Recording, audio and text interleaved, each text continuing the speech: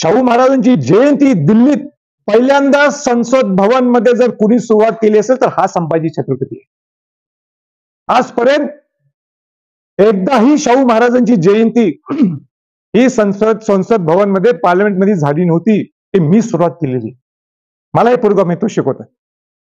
मला एक प्रश्न विचारायचा आहे.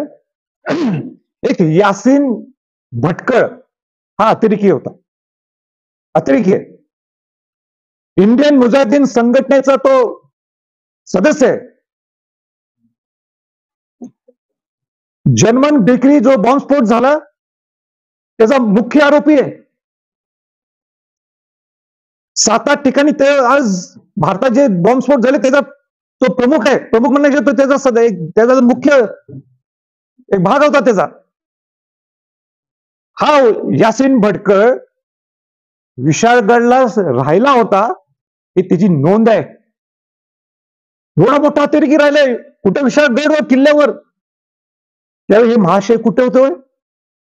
त्यावेळी यांचं पुरोगामित्व लपलं होतं आणि मला शिकवतात पुरोगामित्व काय. शाहू महाराजांच्या घराण्यात शिवाजी महाराजांच्या घराण्यात माझा जन्म झालाय आणि म्हणून मला काय पुरोगामित्व आहे मला पूर्णपणे माहित आहे. गडकोट किल्ल्यांचं मी प्रामाणिकपणाने काम करत आलोय आजपर्यंत. रायगड किल्ल्याचं आहे.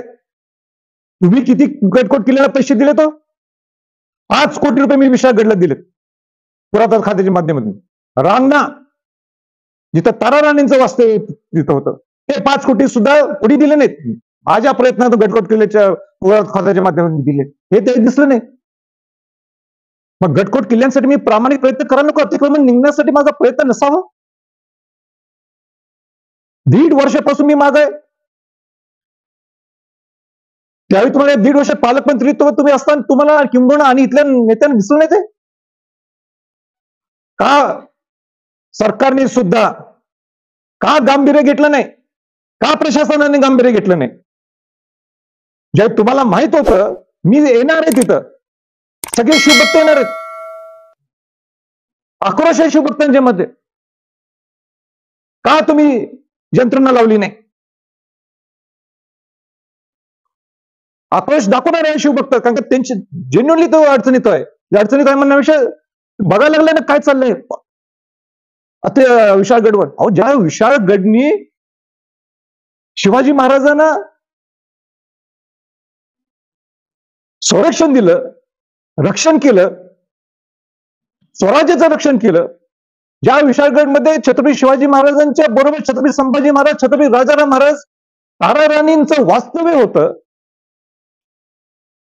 अनेक राजधानीमध्ये विशाळगड ही एक राजधानी आहे मराठ्यांची. आणि या विशाळगडवर असा गलिच्छपणा जो चालतो तुम्ही सहन करू शकता? तुम्ही म्हणता संभाजीराजांचं पुरोगामित्व काढायला लागलं. अहो तुम्ही स्वतः तुमचं पुरोगामित्व काय तुम्ही स्वतः आत्मचिंतन करा. कुठनं पैसे इकडे तिकडे गडबड केलेत आणि जाताना दुसऱ्या महायुतीमध्ये आयुष्यभर शाहू फुले आंबेडकरचं नाव घेता आणि जातात तिसरीकडे.